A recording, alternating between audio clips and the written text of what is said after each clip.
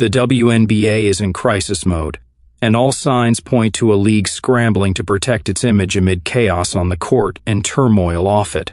What began as growing fan excitement around rookie sensation, Caitlin Clark has quickly devolved into a full-blown controversy, centered on poor officiating, league bias, and what appears to be a leadership vacuum. Footage from a recent Indiana Fever-New York Liberty matchup went viral, showing Clark taking hit after hit with no whistles blown. Meanwhile, questionable calls piled up in favor of the Liberty, leaving fans and analysts alike wondering, is there an agenda at play?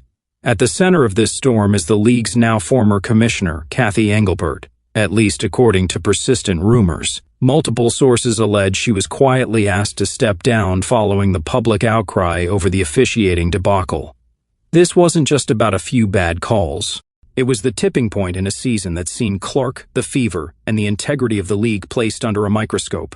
Fans are outraged, players are speaking out, and it seems the WNBA has slammed the panic button. The whispers backstage?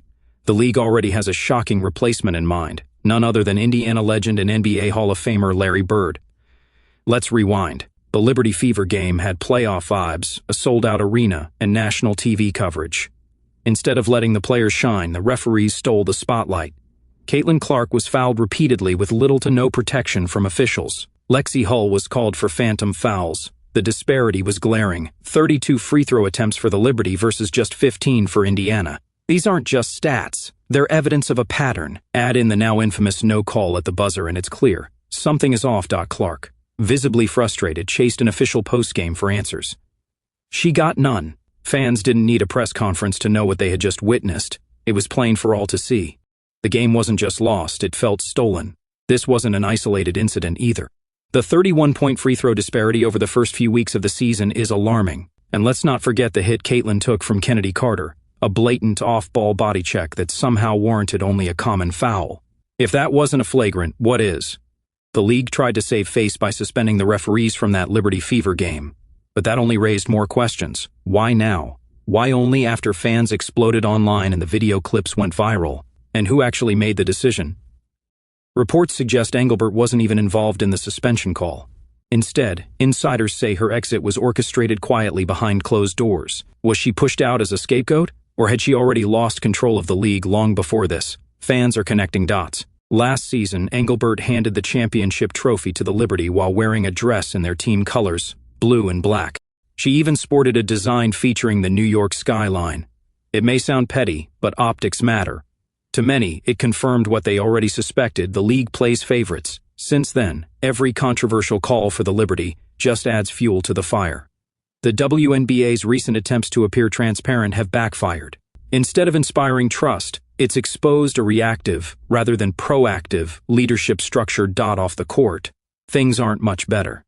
In an interview, Engelbert was asked about the hate Clark faces online: racist, misogynistic, and homophobic comments. Instead of condemning it outright, she called it a Bird versus Magic moment, implying even bad attention was good for business.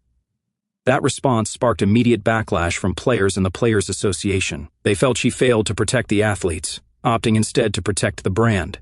In a moment that demanded leadership, Engelbert punted. Now, Caitlin Clark is injured, a new quad strain, not the one from preseason. She's likely to miss multiple games.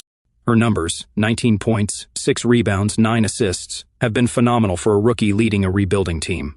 But without her, the Fever lose their star, and the league loses its lightning rod. She's more than a player, she's a movement. Her absence is a blow not just to Indiana, but to the entire WNBA. And so, the big question remains, how does the WNBA regain control? If rumors are true, they're not just plugging holes. They're bringing in Larry Bird. Yes, the Larry Bird. An NBA legend, Indiana icon, and basketball purist who has the clout, leadership, and gravitas to change the narrative. Bird isn't about spin, he's about substance. If he really takes the reins, it signals the league is done playing defense and ready to rebuild from the top down, with accountability, fairness, and vision. Whether Bird becomes commissioner or not, one thing is clear: the WNBA has hit a crossroads. The lights are bright, but the foundation is cracking. And if real change doesn't come soon, all that momentum could vanish just as fast as it arrived.